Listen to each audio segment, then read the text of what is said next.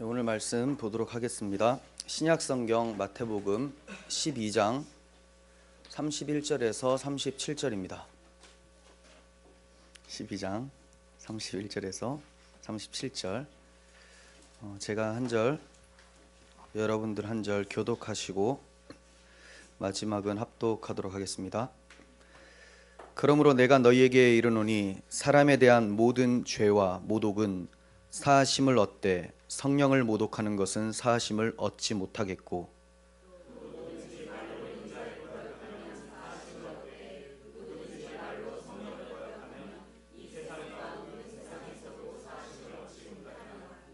나무도 좋고 열매도 좋다 하든지 나무도 좋지 않고 열매도 좋지 않다 하든지 하라. 그 열매로 나무를 아느니라.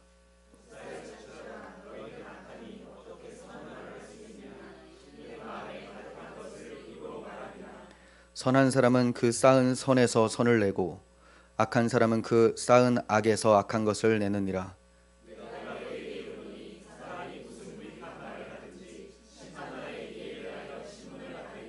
함께요. 내 말로 의롭다함을 받고 내 말로 정죄함을 받으리라. 아멘. 네, 오늘은 성령 모독죄와 악한 말, 성령 모독죄와 악한 말이라는 제목으로 말씀을 전하도록 하겠습니다.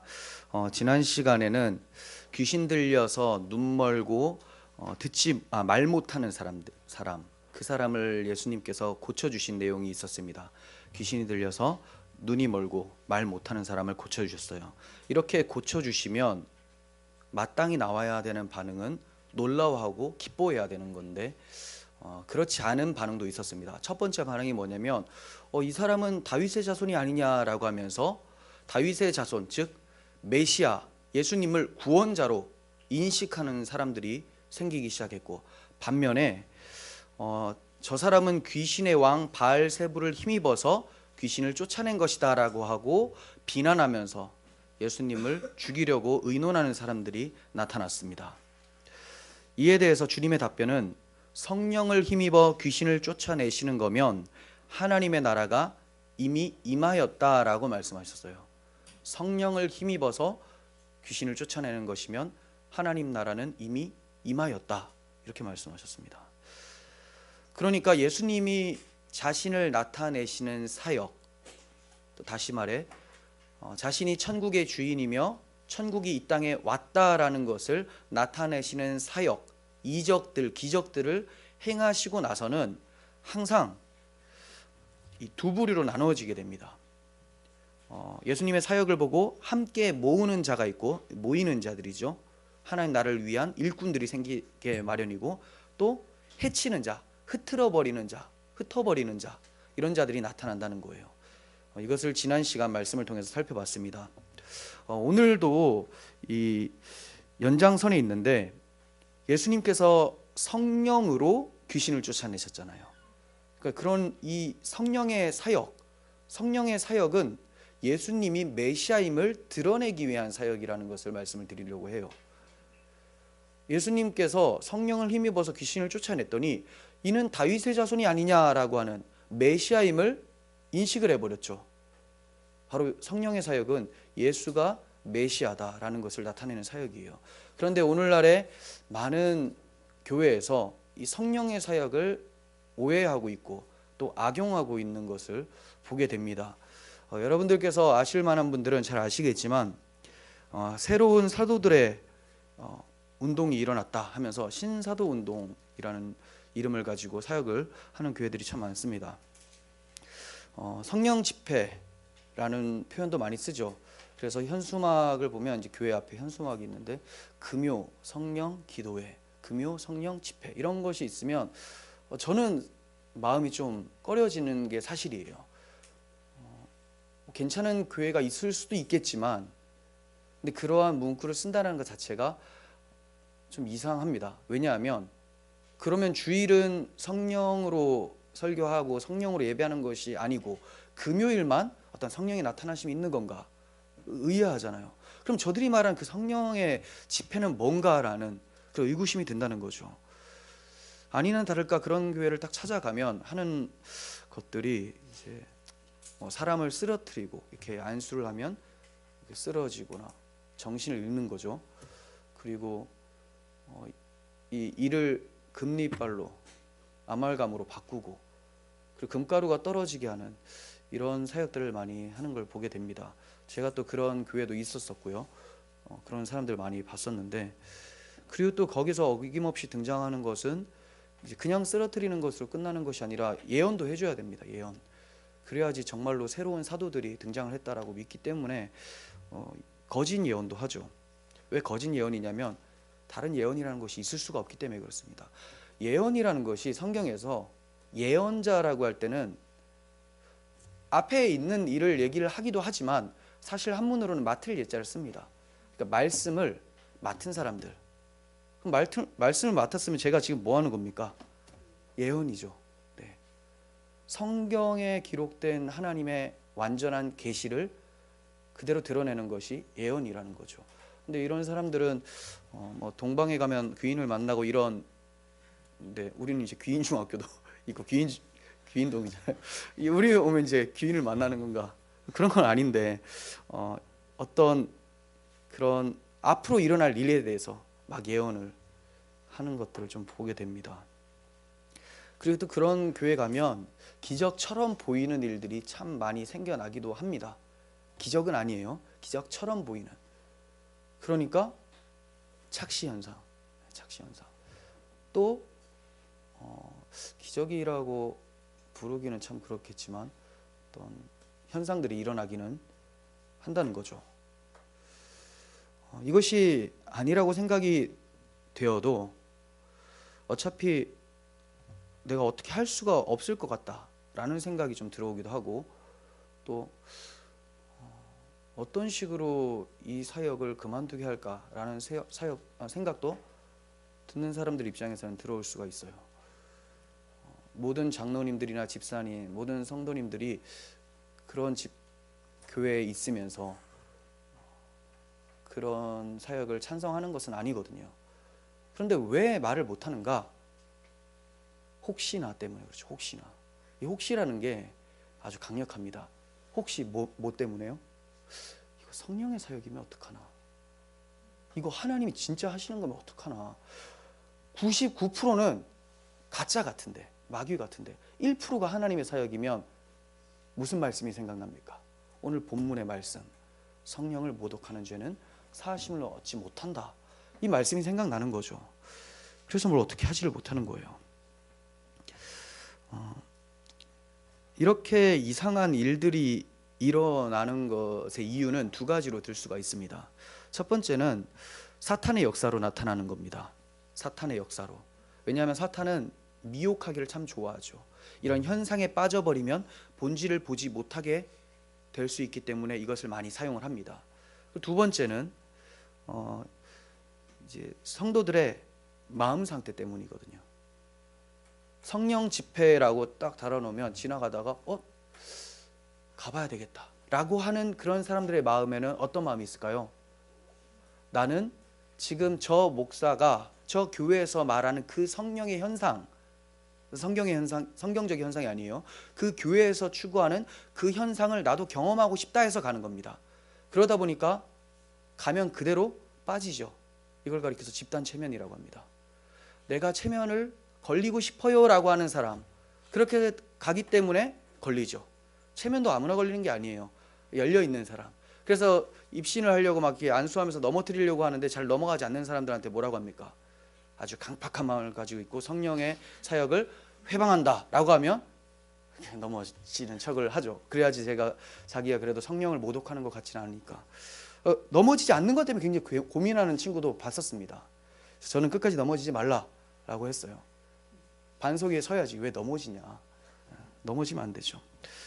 바울은 이러한 미혹을 조심하라고 권면을 했습니다. 데살로니가 후서 2장을 한번 보겠습니다. 9절입니다. 악한 자의 나타남은 사탄의 활동을 따라, 그러니까 악한 자가 왜 나타나냐면 사탄이 활동하기 때문에 그가 사용이 된다는 겁니다. 활동을 따라 모든 능력과 표적과 거짓 기적과 불의의 모든 속임으로 멸망하는 자들에게 있으리니 이는 그들이 진리의 사랑을 받지 아니하여 구원함을 받지 못함이라.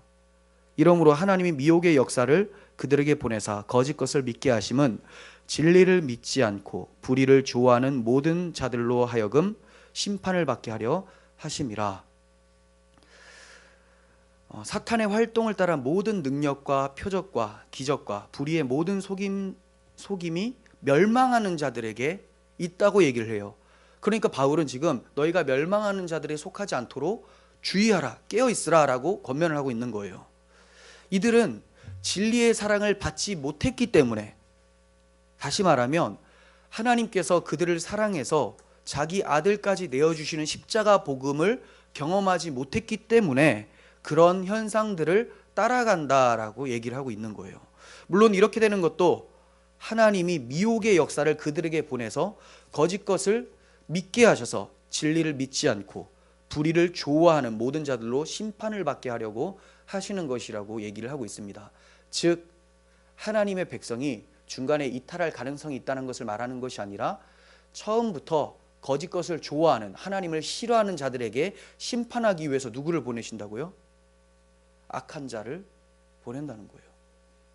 거짓 선지자들을 보내고 종교 사기꾼들을 보낼 수 있다는 거죠. 하지만 하나님의 백성도 본인이 마음에 미혹이 되어서 넘어갈 수도 있으니까 깨어서 주의하라, 이렇게 말을 하는 거예요. 깨어서 주의하라.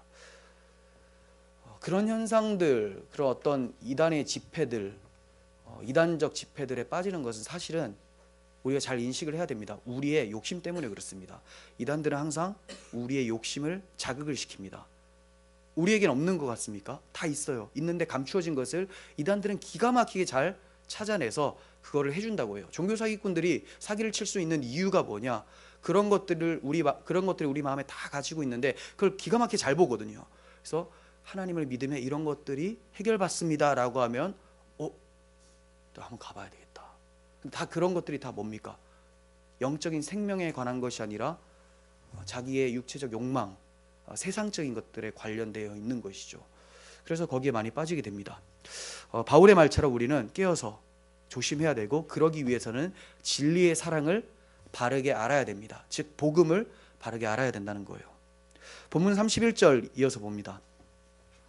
그러므로 내가 너희에게 이르노니 사람에 대한 모든 죄와 모독은 사하심을 얻되 성령을 모독하는 것은 사하심을 얻지 못하겠고, 32절도 봅니다. 또 누구든지 말로 인자를 거역하면 사하심을 얻되 누구든지 말로 성령을 거역하면 이 세상과 오는 세상에서 사하심을 얻지 못하리라. 그러니까 이 땅에서도 심판을 받고 죽어서 가게 되는 심판이 있으니까 지옥이겠죠. 지옥에서도 그 형벌은 계속된다라고 엄격하게 말씀해 주셨어요. 그럼 굉장히 중요하죠. 그러니까 우리가 이 말씀을 무거워하는 겁니다. 성령을 모독하면 안 되는구나. 말로 인자를 거역하는 것은 되는데, 인자는 지금 예수님이거든요. 사람의 아들, 하나님의 아들이 사람의 아들로 오신 것을 얘기를 하는 건데, 예수님을 거역하는 것은 괜찮은데 성령을 거역하는 것은 안 된다. 이게 도대체 무슨 말인가? 예수님께서 하나님의 성령으로 귀신을 쫓아내시는 일을 바리새인들이 봤습니다. 그리고 귀신의 왕 바알세불을 힘입어서 쫓아낸다고 비난을 했어요. 이들은 이미 안식일 논쟁에서 예수님을 죽이려고 한 바리새인들이죠. 예수님이 이들과 다른 제자들에게 말씀하시기를 사람에 대한 죄와 모독은 사하심을 얻지만 성령을 모독하는 것은 사하심을 얻지 못한다, 이렇게 말씀하고 계시는 거죠. 그러니까 이 말씀이 성령사역자라고 자칭, 성령사역자라고 하는 사람들이 주로 쓰는 18번이죠. 성령 모독죄입니다. 그런데 이 성령 모독죄가 뭔지를 우리가 알아야 됩니다. 먼저 베드로의 예를 들어서 생각을 해보겠습니다. 베드로가 예수님을 보면서 신앙을 고백을 했습니다. 주는 그리스도시요 살아계신 하나님의 아들입니다. 자, 이거 아무나 할 수 있는 말입니까? 아니에요. 하늘에 계신 너희 아버지께서 가르쳐 주셨기 때문에 네가 이렇게 고백할 수 있었다라고 예수님께서 말씀해 주셨어요. 그 정도의 신앙 고백을 한 사람이라는 거예요, 베드로가. 그런데 이런 베드로조차도 십자가 앞에서 예수님을 3번이나 부인하고 저주하면서 떠나가 버렸죠. 그러면 베드로는 지옥의 형벌을 받았습니까? 예수님을 부인하고 떠났잖아요. 그러면 예수님을 부인하고 떠나면 지옥의 형벌을 받는 거예요? 아니에요? 그것만 보면 받는 거죠. 그런데 베드로가 받지 않았습니다. 왜냐? 예수님께서 베드로를 친히 찾아와 주셔서 다시 한번 사랑을 나타내 주셨고, 거기에 그가 상응하는 회개와 결단과 열매가 있었던 것이죠. 예수님이 먼저 찾아주심으로 그가 변화될 수가 있었던 거예요. 그러니까 예수님은 자기를 부인하는 자들에게까지 찾아가셔서 그들을 바꾸어 내시는 사랑의 하나님이심을 우리는 알게 됩니다. 그렇게 예수님께서 베드로를 만나 주시고 또 승천하시면서 약속하신 성령을 베드로뿐만이 아니라 모든 제자들이 다 부인을 했지 않습니까? 그들에게 다 주의 성령을 쏟아 부어 주심으로 그들이 권능을 받고 이제 그리스도의 증인으로 살게 돼요. 회개하고 성령을 받고 권능을 받아 증인으로 살게 되는 것입니다. 주의 성령이 임하면 어떻게 되기에 용서를 받는 겁니까? 회개케 되고 예수를 주와 그리스도로 믿게 하시기 때문에 그래요. 바울의 사례도 이와 같습니다. 바울이 기독교를 박해하는 선봉에 섰던 사람이죠. 교회를 막 박해하니까 예수님께서 아주 정오에 해보다 더 밝은 빛으로 나타나셔서 어찌하여 네가 나를 박해하느냐라고 말씀하세요. 그러니까 교회를 박해했다는 것은 예수님을 박해한 것이고, 예수님을 박해했다는 것은 바울이 예수님을 부인했다라는 거잖아요. 미워했다는 거예요. 그런데 바울이 어떻게 됐습니까? 지옥의 심판을 받았나요? 아니죠. 하나님께서, 예수님께서 주의 성령을 부어주심으로 그도 회심하고 변화되어 주의 증인으로 살게 됩니다. 요한복음 6장 63절에서 예수님께서 이런 말씀하셨어요. 살리는 것은 영이니 육은 무익하다. 그렇게 말씀하시면서 자신의 말이 영생의 말씀이라고 하셨는데, 그 영생의 말씀을 성령께서 깨닫게 해주신다라고 말씀해주고 계세요. 그러니까 영이 곧 말씀이고, 이 말씀이 곧 그리스도의 영 성령으로 말씀을 하고 계신 겁니다. 그러므로 예수님의 십자가로 하나님의 약속을 다 이루시고 그 영을 넘겨받은 자들은 성령을 모독할 수가 없겠죠. 성령을 넘겨받은 자들이 성령이 증거하는 하나님의 말씀, 즉 예수 그리스도를 부인할 수가 없겠죠. 성령이 있는데 어떻게 성령이 증거하는 그 말씀을 부인할 수가 있겠습니까? 성령이 임하게 되면 자신의 죄와 비참함이 어떤지를 알게 됩니다. 성령이 임하면 죄와 비참함을 알게 돼요. 뭐 특별한 죄가 있어서가 아니라 누가 봐도 괜찮은 사람인데 성령이 역사하니까 내가 정말 죄 가운데 비참한 상태였구나, 하나님을 거역한 존재였구나를 깨닫게 된다는 거예요. 수많은 믿음의 조상들이 그런 고백을 했지 않습니까? 그와 같이 성령이 임한 모든 사람들은 죄와 비참함을 깨닫게 돼요. 그러므로 이런 자들은 예수님만을 믿게 됩니다. 죄와 비참하니까, 죄 가운데 있고 비참해서 어떻게 할 수가 없기 때문에 예수님을 붙잡을 수밖에 없는 구조를 가지게 돼요. 성령이 그리로 몰고 가시니까요. 예수님만을 믿게 된다는 것은 자신의 그 어떤 행위로도 자신의 죄를 해결할 수 없음을 깨닫게 되었다는 거예요. 그러므로 성령이 임하게 되면 성령은 죄가 무엇인지, 의가 무엇인지, 심판이 무엇인지를 깨닫게 해주십니다. 책망케 해주세요. 그러니까 내가 그 전에 몰랐는데, 야, 너 의가 뭔지도 몰랐지, 죄가 뭔지도 몰랐지, 심판이 뭔지도 몰랐지 하면서 막 혼내시고 회개케 하시고 무엇이 바른 의고 죄고 심판인지를 깨닫게 해주신다는 겁니다. 그러면 죄가 무엇입니까? 죄. 예수님께서 가르쳐 주셨어요. 죄에 대하여라 함은 그들이 나를 믿지 아니합니다. 죄는 그들이 나를 믿지 않은 것이 죄다. 의는 하나님의 의, 예수 그리스도께서 나타나셨다는 겁니다. 심판은 이 죄를 범하는 것, 이 의이신 예수 그리스도를 믿지 않는 것이 바로 심판이 되겠죠.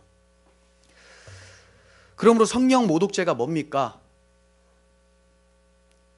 예수 그리스도를 주와 그리스도로 영접하고 의지하지 않는 것, 이것이 성령 모독죄예요. 성령이 임한 사도들의 증언을 한번 보겠습니다. 성령이 도대체 사도들을 사용해서 무엇을 증거하는지를 보면 그 증거하는 것을 부인하면 성령 모독죄가 될 거 아닙니까? 그래서 제가 성령이 사도들을 통해서 무엇을 증거하는지를 말씀을 드리려고 합니다. 사도행전 2장 36절, 그런즉 이스라엘의 온 집은 확실히 알지니 너희가 십자가에 못 박은 이 예수를 하나님이 주와 그리스도가 되게 하셨느니라 하니라. 그들이 이 말을 듣고 마음에 찔려 베드로와 다른 사도들에게 물어 이르되 형제들아 우리가 어찌할꼬 하거늘. 베드로가 이르되 너희가 회개하여 각각 예수 그리스도의 이름으로 세례를 받고 죄사함을 받으라. 그리하면 성령의 선물을 받으리니 이 약속은 너희와 너희 자녀와 모든 먼데 사람 곧 주 우리 하나님이 얼마든지 부르시는 자들에게 하신 것이라 하고. 사도들이 성령을 받고 나서 성령의 도구가 되어 무엇을 전파했습니까? 십자가에 못 박히신 예수, 하나님께서 그 예수를 무덤에서 일으키셨다는 부활, 십자가와 부활을 증거를 합니다. 그랬더니 성령의 역사를 경험한 죄인들은 어떻게 반응합니까? 우리가 어떻게 하지? 라고 해요. 그럼 어떻게 해야지 성령의 역사를 받아들인 겁니까? 회개하여 예수 그리스도를 고백하고 성령을 받고 주의 증인이 되는 것, 이것이 성령의 역사죠. 이것은 하나님이 약속으로 주셨다고 합니다. 약속. 이미 구약 성경 때부터 계속해서 이렇게 회개하는 자들에게 선물로 성령을 부어주시겠다라고 약속까지 해주셨어요. 그러니까 이 약속을 받지 않는 자, 주 예수 그리스도를 부인하고 멸시하는 자들은 약속의 선물이신 성령을 받지 않는 것이고, 그 자들은 약속의 자손이 아니겠죠. 약속 밖에 있으니 언약 백성이 아니라는 겁니다.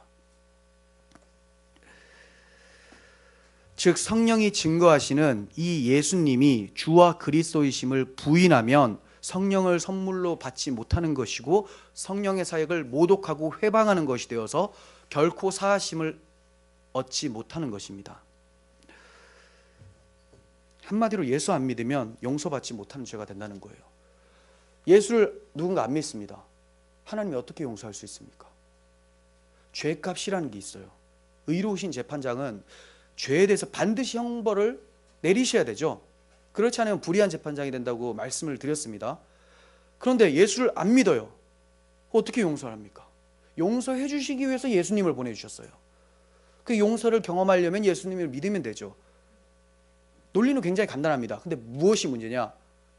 항상 말씀을 많이 드리지만 회개치 않음과 고집스러움, 이것이 하나님의 진노의 날에 임할 진노를 우리 위에 쌓는 거예요.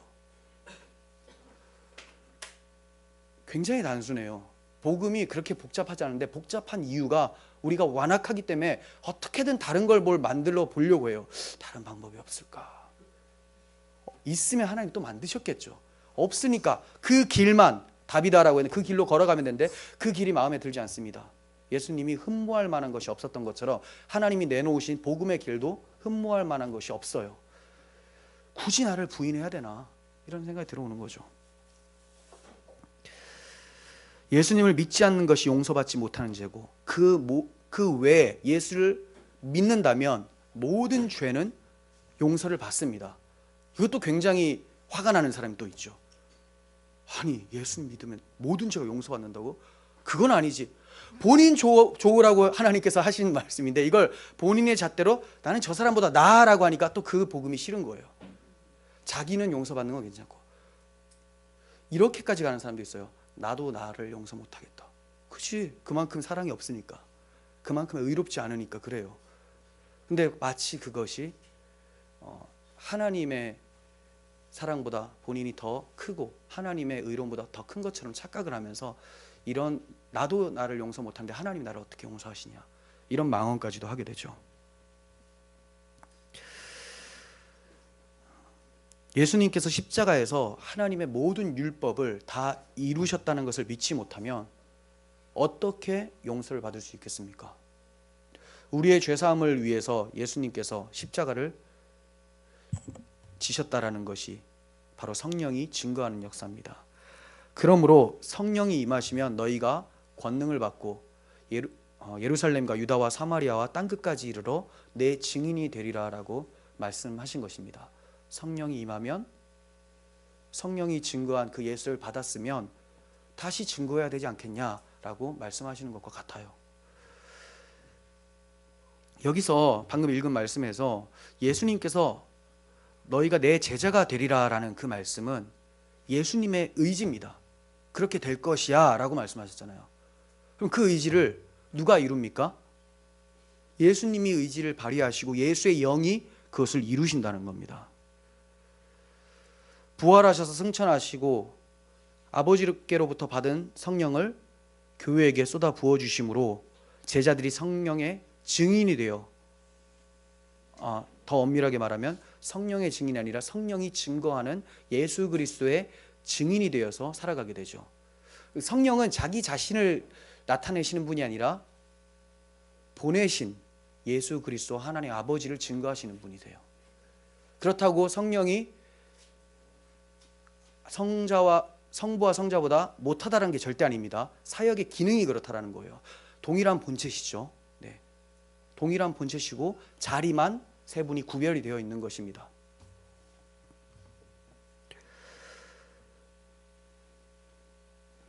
그러므로 예수님을 믿지 않는 것이 영원히 사하심을 받지 못하는 죄입니다. 히브리서 6장 4절 한번 봅니다. 비슷한 말씀이 나오는데요.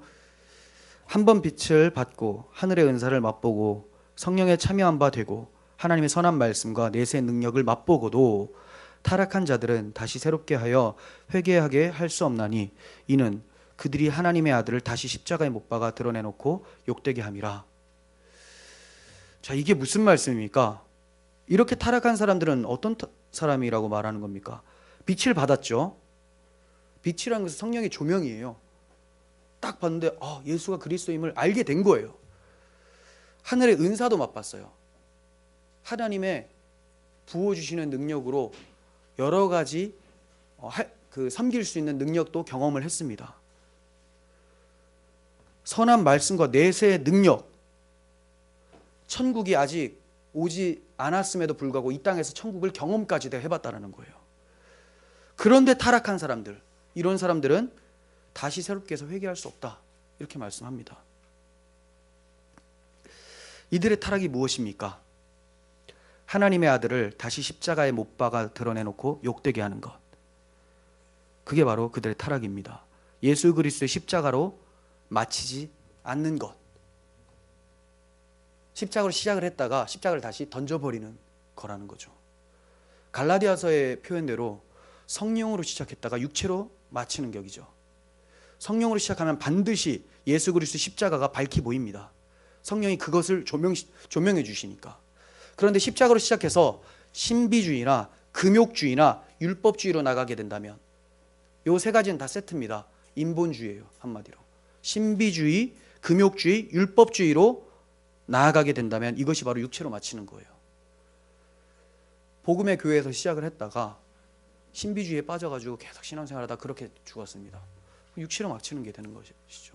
깨닫게 된 사람들은 바른 교리로 돌아오고, 아니면 그 교회에 있어도 거기에 따라가지 않고 기도하면서 교회를 위해 통하는 사람들은 좀 다른 그 케이스고요. 그것을 좋아서 쫓아가는 사람들, 그게 맞다고 생각하는 사람들, 육체로 마치게 되는 것입니다. 십자가로 마쳐야 되는데 내 경험, 내 느낌으로 마치는 사람들, 다 문제죠. 금욕주의도 마찬가지, 율법주의도 마찬가지예요. 왜 사람들이 십자가를 속히 벗어나서 이런 쪽으로 나가게 됩니까? 제가 좀 전에 말씀드린 것처럼 예수님이 흠모할 만한 게 없었죠. 하나님께서 구원의 길도 보여주셨어요. 그 길도 흠모할 만한 길이 아니에요. 좁은 길이라고 합니다. 그러니까 예수님의 십자가를 딱 보면 어떤 느낌이 듭니까? 보암직도 하고 먹음직도 하고 지혜롭게 할 만큼 탐스럽지가 않아 보이는 거예요. 저게 뭐야? 저 패배자 아니야, 패배자. 십자가, 사형틀. 저게 무슨 능력이 있어. 이제 십자가는 버리고 이제 부활만 얘기하자라고 이제 부활주의자들만 또 나오거든요. 그런 사람들도 있어요. 십자가는 패배다. 십자가와 부활은 양면이기 때문에 패배일 수가 없어요. 예수님이 패배하신 겁니까? 승리하시기 위해서 죽으신 것을 이걸 패배로 보는 그 사고 자체가 패배자의 사고죠. 그러니까 그런 신비주의, 금욕주의, 율법주의로 빠지는 사람들의 특징은 예수님의 십자가가 그렇게 반갑지가 않아서 그렇습니다. 예수님의 십자가는 세상의 자랑으로 여겨지지가 않습니다. 그러므로 표적과 기적과 능력과 자기 자랑이 나오는 육체로 가는 것이 타락이고 예수님을 믿지 않는 길로 가기 때문에 이들은 다시 새롭게 하여 회개하는 길로 갈 수가 없는 것입니다. 히브리서 10장 26절 보겠습니다. 우리가 진리를 아는 지식을 받은 후 짐짓 죄를 범한즉 다시 속지 않은 죄사가 없고 오직 무서운 마음으로 심판을 기다리는 것과 대적하는 자를 태울 맹렬한 불만 있으리라. 모세의 법을 폐한 자도 두세 증인으로 말미암아 불쌍히 여김을 받지 못하였고 죽었거든. 하물며 하나님의 아들을 짓밟고 자기를 거룩하게 한 언약의 피를 부정하는 것으로 여기고 은혜의 성령을 욕되게 하는 자가 당연히 받을 형벌은 얼마나 더 무겁겠느냐 너희는 생각하라. 히브리서 기자가 히브리서 6장에서 사함을 얻지 못하는 죄를 한번 얘기를 했죠. 그리고 10장에서 해설을 해준 거예요. 같은 사람이 쓴 거잖아요. 6장과 10장 뭐 갑자기 달라졌겠습니까? 그럼 앞에 죄가 뭐라고 얘기하는지를 보겠습니다.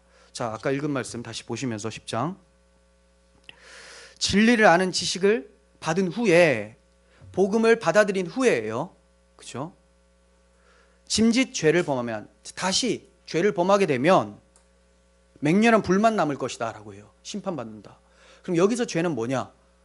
우리가 예수님 믿었는데 거짓말을 자주 하죠. 그리고 불경건한 행동들을 종종 합니다. 그러면 이 히브리서 기자가 한 말대로라면 우리 이제 다 맹렬한 불로 들어가야 되는 겁니까? 그럼 예수님은 우리의 원죄만 사해 주셨고 다시 죄를 범하면 심판을 당하는 그런 불완전한 구원을 이루신 분입니까? 이런 구원을 얘기를 하는 것이 카톨릭이에요. 원죄만 사하고 나머지는 우리가 다 그 고해성사하면서 이제 봉사하고 이렇게 갚아내야 된다라는 것. 그러면 여기서 말하는 그 죄, 이 죄라는 것은 다시 범하는 죄라는 것은 뭐냐? 29절에 아주 친절하게 설명합니다. 하나님의 아들을 짓밟고 자기를 거룩하게 한 언약의 피를 부정한 것으로 여기고 같은 말이죠. 예수님의 십자가의 보혈을 얘기를 하고 하나님의 아들을 짓밟았다는 것은 하나님의 아들이 그리스도로 오셨는데 그분을 부인했다는 말이고 은혜의 성령을 욕되게 하는 자, 은혜의 성령이 무엇을 증거한다 했어요? 하나님의 아들이 언약의 피를 통하여서 우리를 구원하신다는 복음을 증거했습니다. 이것을 욕되게 하니 당연히 받을 형벌이 얼마나 더 무겁겠느냐. 그러면 이 죄가 무슨 죄입니까?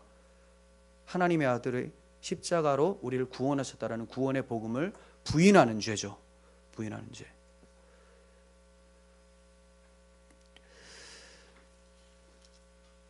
그러면 여러분들은 어떻습니까? 성령을 받고 다 예수님을 주로 그리스도로 시인하면서 시작이 됐습니다. 지금 여러분들의 삶 속에서 여전히 십자가로 마치는 그러한 삶을 살고 있습니까? 예수님이 나의 주와 그리스도시다라는 그 신앙을 지금도 가지고 계십니까? 그리고 고백한 대로 정말로 주인이시고 정말로 구원자이신가? 그리스도이신가는 참 많이 묵상을 하는데 주인이신가는 간과를 많이 하죠. 구원해 주는 건 좋아요. 주인이 되는 것은 싫어요. 예수님이. 주와 그리스도이신가? 신앙 고백과 맞는 그런 정말 삶을 살고 있는가? 돌아봐야 되죠. 성령을 모독하고 있지 않은지 돌아봐야 됩니다. 저는 여기서 교훈적인 부분도 반드시 생각해 봐야 된다고 생각을 합니다. 방금 히브리서 10장도 읽었고 오늘 본문의 말씀 성령을 모독하면 사하심을 얻지 못한다라는 말씀을 교훈적으로도 접근을 해야 된다는 거예요. 그게 뭐냐면 문맥상으로 바리새인들은 성령을 힘입어 귀신을 쫓아내신 예수님의 사역을 보았음에도 불구하고 양심을 거스르면서 대적을 했어요. 예수님이 하나님의 아들이신지를 몰랐을까요? 알았죠. 아는데도 거부를 했습니다. 아는데도. 이처럼 예수가 그리스도이심을 깨닫게 되었음에도 그 마음을 강팍하게 해서 주를 부인하는 자들은 사하심을 얻을 수가 없는 겁니다. 물론 그들이 회개하고 예수님을 영접하면 가능하기는 하지만 이러한 모습은 거의 불가능해요. 예수님이 구주이심을 몰랐을 때, 즉 바울은 왜 예수님을 박해했습니까? 왜 교회를 박해했습니까? 예수님이 구원자라는 걸 몰랐어요. 근데 한번 비침을 받았죠. 비침을 받았어요. 정오에 해보다 더 밝은 빛으로 예수님이 다가오셔서 말씀해 주셨어요. 깨닫게 되었어요. 회개까지 일어났습니다. 그런데 사역을 막 하다가 아니야, 난 예수님을 믿지 않아 라고 해버려요. 분명히 예수님이 주와 그리스도심을 아는데도 믿지 않는다면 그는 사하심을 얻지 못한다는 거죠. 회개하면 가능하지만 회개가 너무 어렵습니다. 불가능하다라고까지 볼 수가 있어요. 왜냐하면 오늘 그 방금 읽은 히브리서 10장의 말씀을 봐도 정말 한번 비침을 받고 진리를 아는 지식을 받은 후에 다시 죄를 범하면, 예수를 부인하면 맹렬한 불만 남아있다라고 얘기하고 있기 때문에 그래요. 예수님이 자신이 그리스도이심을 기적과 이적으로 나타내 보이셨고, 지금 우리에게는 십자가까지 지신 후기 때문에 십자가에서 죽으시고 부활하신 엄청난 표적까지도 보여주셨어요. 이것을 믿었던 사람이 다시 부인을 해버린다면 무엇으로 그를 변화시킬 수 있겠습니까? 무엇으로 그를 다시 예수님을 믿게 할 수 있겠습니까? 몰라서 안 믿는 게 아니잖아요. 부인을 한 거니까. 그러니까 신자가 신앙생활 잘하다가 그냥 나태해져서 교회 안 나온 것과 난 예수를 이제 안 믿기로 했어, 끝나는 겁니다. 끝나는 거. 그거랑 완전 달라요. 마음을 강팍하게 내버려 두지 마세요. 마귀는 끊임없이 그렇게 유혹을 합니다. 어떤 것이 유혹이 찾아옵니까? 사실 예수가 그리스도임을 아는데도 부인하는 사람들의 특징은 자기 부인이 안 되는 거죠. 예수가 그리스도이면 주인도 되어야 되는데 저분을 따라 살고 싶지는 않은 거예요. 너무 힘들어요. 내 마음대로 살고 싶은데. 그러므로 차라리 안 믿는 편을 택하겠다. 안 믿는 편. 저희 가서 저 세상에 가서는 뭐 지옥의 형벌을 받더라도 이 세상에서는 내가 주인으로 행세하고 싶다. 참 답답하죠. 왜냐하면 이 세상에서도 자기가 주인이 아니거든요. 마귀가 주인인데, 마귀가 주인인 특징이 자기를 주인으로 만들어주는 거거든요. 근데 잘 몰라요, 그거를.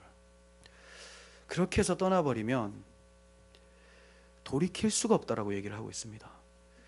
그래서 그 무지에서 이단에 빠진 사람들은 돌아올 수가 있는데, 바른 지식을 알면, 스스로 가짜인 걸 알면서도 행하는 사람들, 자기가 사기꾼이란 걸 아는데도 계속 그것을 하는 사람들은 회개할 가능성이 없다고 봐야 되는 게 맞는 것 같아요. 본문에 의하면.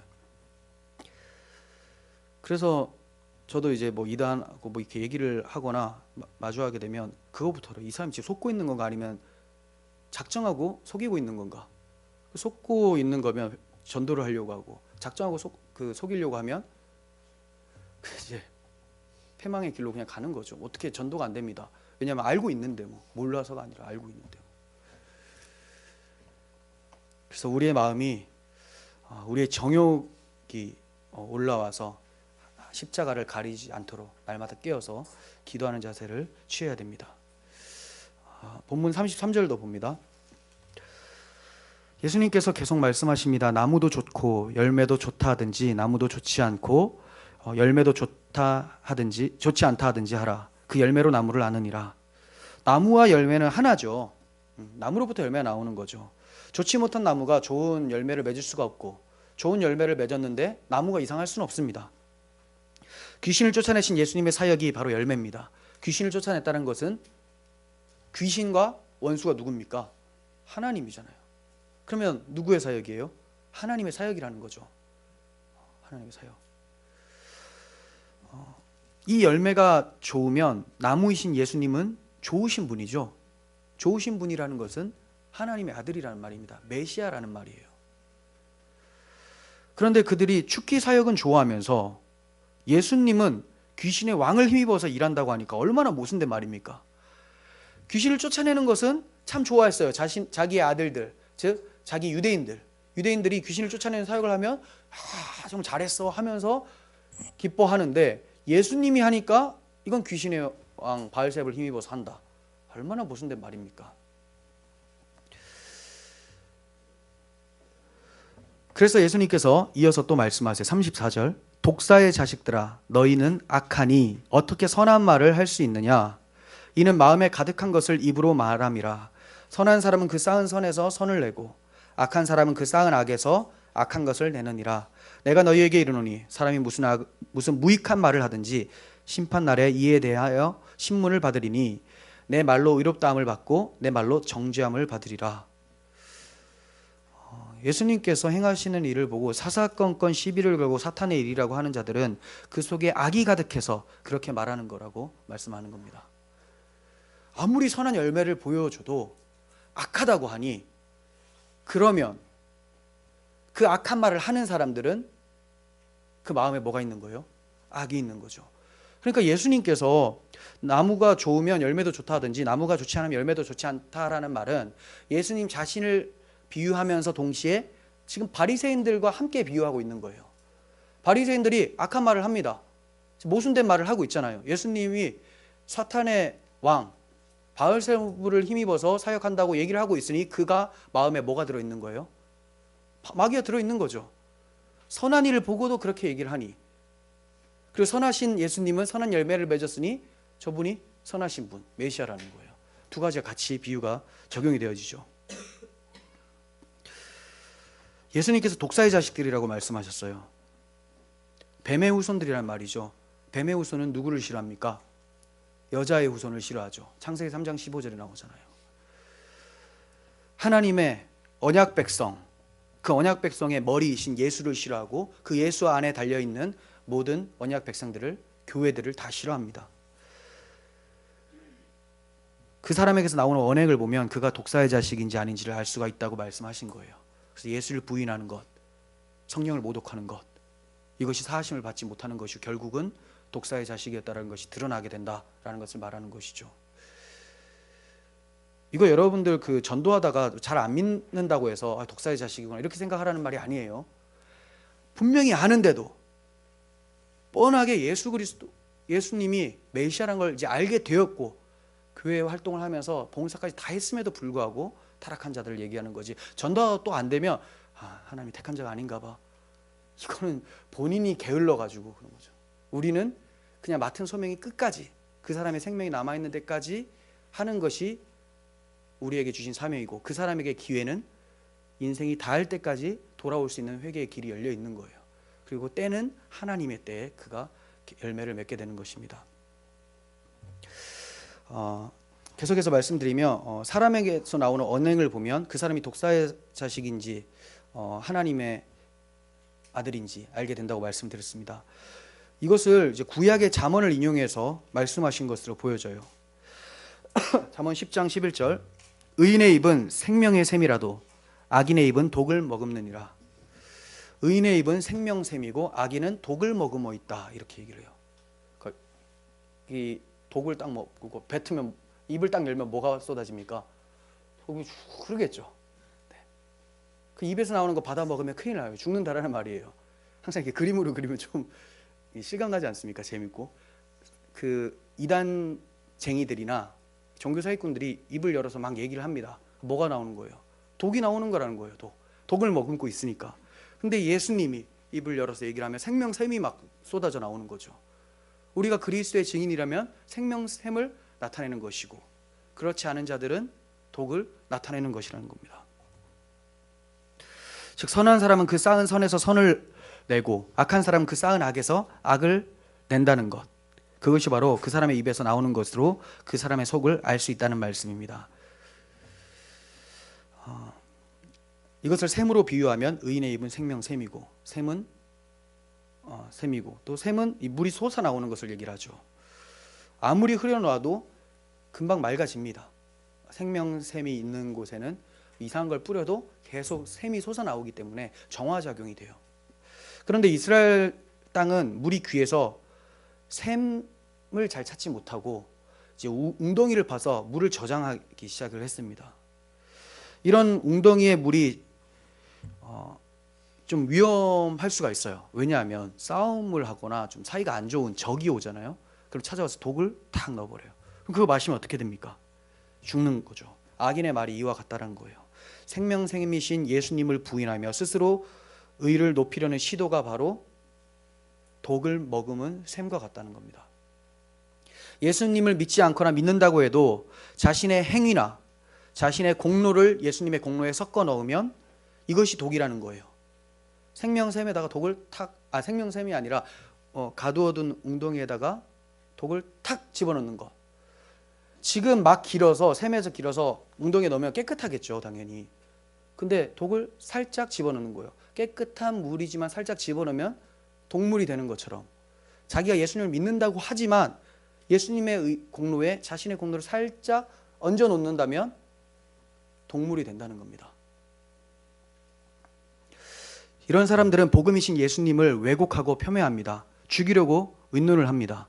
오늘날 이러한 시도는 교회 밖은 물론이고 교회 내에서도 창궐하고 있어요.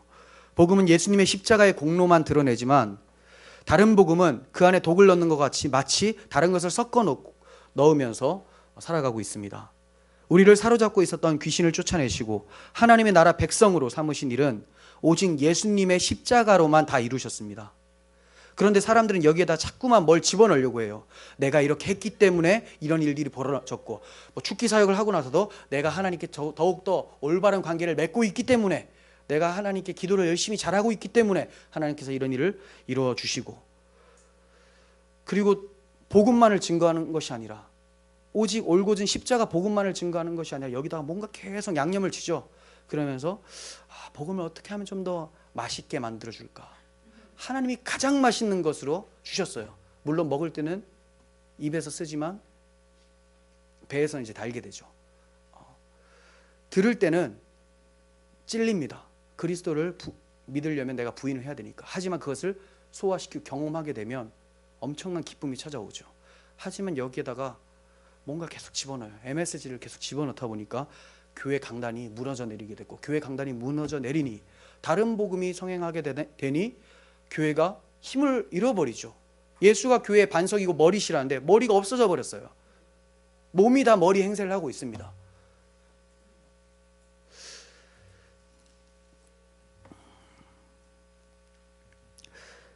그러므로 예수님께서는 내 말로 의롭다함을 받고 그 말로 정죄함을 받으리라고 말씀하셨는데, 이 말씀의 뜻은 과연 그리스도의 영이 임한 말이냐 아니면 교묘하게 섞은 말이냐는 것으로 정죄를 면하는가 정죄를 당하는가를 말씀하신 거예요. 오늘날 교회 강단이 그리스도의 영이 임한 말인지 교묘하게 섞은 말인지를 우리가 잘 분별해야 될 것이고, 그로 인해서 정죄를 당하는가 안 당하는가도 나누어진다는 것을 기억해야 될 것입니다. 그리고 여기서 또 교훈적인 면을 생각하게 되는 말씀이 있습니다. 36절인데요. 무슨 무익한 말을 하든지라고 해요. 무슨 무익한 말을 하든지. 쉽게 말하면 아무 뜻 없이 얘기하는 겁니다. 아무 뜻 없이 그냥. 이것은 우리의 입을 신중히 열어야 함을 말씀하고 계십니다. 우리의 입은 두 가지를 위해서 주어졌습니다. 뭐라고 생각합니까? 첫 번째, 만입이 내게 있으면 그 입 다 가지고 뭐예요? 내 구주 주신 은총을 늘 찬송하게 돼. 찬송, 하나님의 은혜를 찬송하기 위해서. 두 번째는 뭘까요? 그 받은 은혜를 사람들과 나누고 전파하고 그렇게 함으로써 하나님을 찬송하기 위해서. 결국은 똑같아요. 하나님 찬송인데 하나님께 대한 수직적 찬송과 수평적 찬송을 위해서, 전도를 위해서 주어졌다는 겁니다. 여러분 제대로 사용하고 계십니까? 하나님께서 입이라는 기능을 그렇게 목적을 가지고 만들어 주셨는데 무익한 말을 더 많이 하고 있는지 아니면 기능에 맞는 말을 하고 있는지, 목적에 맞는 말을 하고 있는지 돌아봐야 돼요. 주의 성령께서 우리 마음에 그리스도를 증거하시면 영접하시고 그리스도의 뜻을 나타내시면 순종하시기를 바랍니다. 그리고 그리스도를 증거케 하시는 말을 주시면 입을 열어서 전파하시기를 바랍니다. 이러한 입술이 생명샘인 것이고 하나님께서는 이러한 자들을 하나님의 아들로 불러주신 것입니다. 기도하도록 하겠습니다. 거룩하신 하나님 아버지, 저희들이 수많은 예수 그리스도를 증거하는 말씀을 대하고 예수님이 우리의 구원자라는 사실을 배웠습니다. 그 많은 지식을 가지고 있음에도 우리의 완악한 마음과 정욕으로 인하여서 예수님을 부인하려고 하는 것이 있습니까?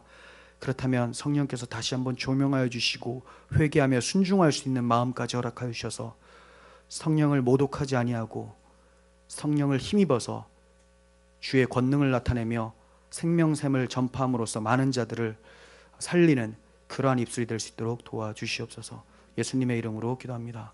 아멘.